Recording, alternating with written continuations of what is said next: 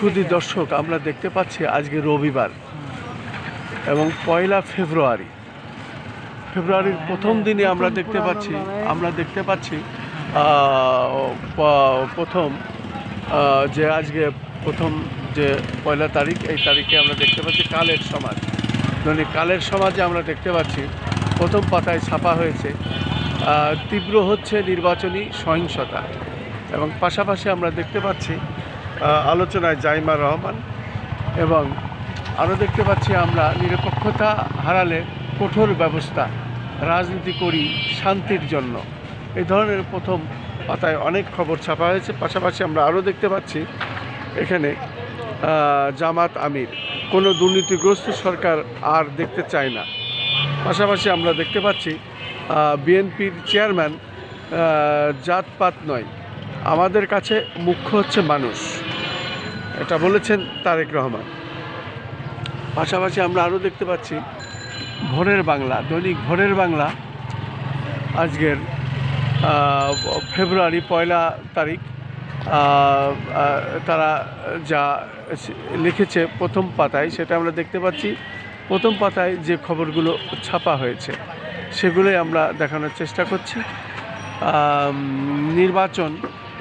নির্বাচন গণভোটে নজর রাখবেন 330 আন্তর্জাতিক পর্যবেক্ষক, আমরা দেখতে পাচ্ছি।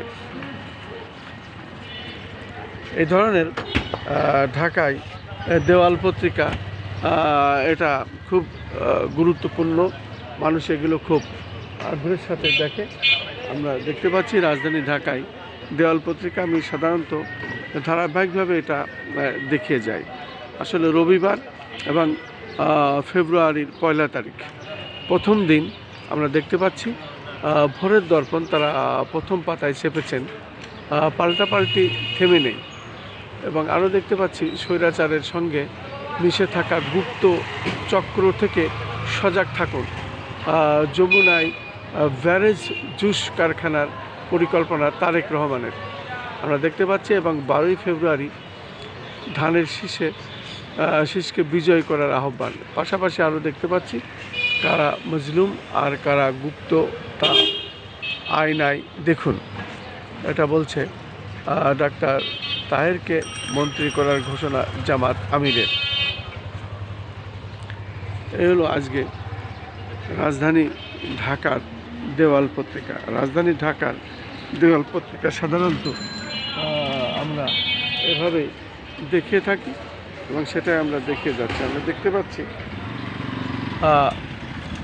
জাতীয়তাবাদী সাংবাদিক ফোরাম এবং জাতীয়তাবাদী সাংবাদিক ফোরামের চেয়ারম্যান আবু সালেহা, মহাসচিব জাহাঙ্গীর আলম প্রধান ও অর্থ সম্পাদক আব্দুল হালিম, আমরা দেখতে পাচ্ছি এটা ছাপা হয়েছে দৈনিক জনতায়, আমরা দেখছি।